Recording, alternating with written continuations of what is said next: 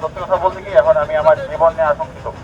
বাইরে থেকে সন্ত্রাসীরা এসে আমাদেরকে দমন করার চেষ্টা করবে, আমাদেরকে দমন পীড়নের মাধ্যমে ওদের নিয়ন্ত্রণে রাখার চেষ্টা করবে। জনাব তারেক রহমান, আমরা আপনাকে মন থেকে ভালোবাসি, আপনার বাবাকে মন থেকে ভালোবাসি। আপনি ওনার ঔরসজাত হয়ে আপনি এরকম চাঁদাবাজ সন্ত্রাসীদের আপনার কন্ট্রোল করতে পারছেন না। তাদের বহিষ্কার করতে হবে দল থেকে। মাদক এবং চাঁদাবাজি নিয়ে যথেষ্ট ফেড আপ বিগত 16 বছর ধরে। এলাকার স্থানীয় ছেলেদের যদি এইভাবে সশস্ত্র হামলার শিকার হতে হয়, এলাকাবাসীর সেফটি কি? আমাদের এরকম নেককারজনক হামলার যদি শিকার হতে হয়, তাহলে বুঝেন তারা যদি এই জিনিসগুলো কন্টিনিউ করে আগামী 5 বছরে ঢাকা 12 আসনে ওরা ঘুরে দাঁড়াতে তো পারবেই না। এরপরে এইবার ব্যালটই প্রমাণ করে যে ওরা কতটা ব্যাকফুটে ছিল একমাত্র ওদের অ্যাক্টিভিটিসের কারণে। কেন ছাত্র দলে বা বিএনপিতে ভালো মানুষ নাই, একমাত্র ওদের অনিয়ন্ত্রিত চাঁদাবাজি এবং সন্ত্রাসের কারণে ওরা এই এলাকা থেকে এবার মাইনাস হয়েছে। এবং এই এলাকার মানুষ মাদক এবং চাঁদাবাজি নিয়ে যথেষ্ট ফেড আপ বিগত 16 বছর ধরে।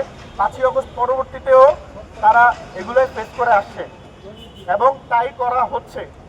এবং এলাকার স্থানীয় ছেলেদের যদি এইভাবে সশস্ত্র হামলার শিকার হতে হয়, এলাকাবাসীর সেফটি কি? এমন কালো এবং অন্ধকার সময় তোমরা উপনীত হবে যে এটার কল্পনাও তোমরা করতে পারছো না।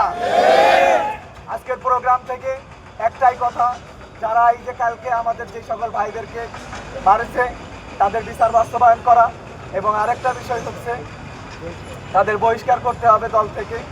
দ্বিতীয় নম্বর বিষয় হচ্ছে দেশে আমাদের একটা ভালো পরিবেশ, আমরা সবাই সেটা কামনা করি। সত্যি কথা বলতে কি এখন আমি আমার জীবন নিয়ে আশঙ্কিত। এখন আমরা এই এলাকার স্থানীয় লোকজন, আমাদের জন্ম, আমাদের দাদাদের জন্ম, আমাদের বাবাদের জন্ম এই এলাকায়। এখন আমরা যদি আমাদের এলাকায় এসব চাঁদাবাজদের জন্য যদি আমরা না ফেলতে পারি, তাহলে আমাদের এখানে মানে এলাকার লোকজন হয়ে আমাদের লাভ হলো। বাইরে থেকে সন্ত্রাসীরা এসে আমাদেরকে দমন করার চেষ্টা করবে, আমাদেরকে দমন পীড়নের মাধ্যমে ওদের নিয়ন্ত্রণে রাখার চেষ্টা করবে। আমাদের চোখের সামনে আমাদের এলাকাতে আমাদের দেখতে হচ্ছে যে ওরা মানে নির্বিঘ্নে নির্দ্বিধায় মাদক নিচ্ছে, আপনার সন্ত্রাসী কার্যক্রম চালিয়ে যাচ্ছে। এটা কোনোভাবে আসলে মেনে নেওয়া যায় না। এখানে আমরা যেটা দেখতে পেরেছিলাম, প্রথমে তো আপনার হচ্ছে আক্রমণ চালাচ্ছে সাব্বির নামে এক অনার্স ফার্স্ট ইয়ারের এক ছেলে। দেন হচ্ছে যে পরবর্তীতে আমরা জানতে পারি এদের সাথে আপনার হচ্ছে ইয়াসিন এবং হচ্ছে আরো ইয়াসিন ভুইয়া, তারপরে সাব্বির আহমেদ এবং আরো অনেকে এর সাথে জড়িত ছিল। তো যাই হোক, আপনার হচ্ছে এখন মূলত বিষয়টা হচ্ছে যে আপনাদেরকে এটা অবগত করার একমাত্র কারণ হচ্ছে আপনারা যাতে দেশবাসীর কাছে পৌঁছে দিতে পারেন। এখানে আমাদের মানে এটা শুধুমাত্র এটা আমাদের ইন্ডিয়া রোড না, পুরো বাংলাদেশের এটা একটা প্রতিফলন যে আসলে মানে আমরা চাঁদাবাজদের কারণে কি পরিমাণ নির্যাতিত নিপীড়িত হচ্ছে।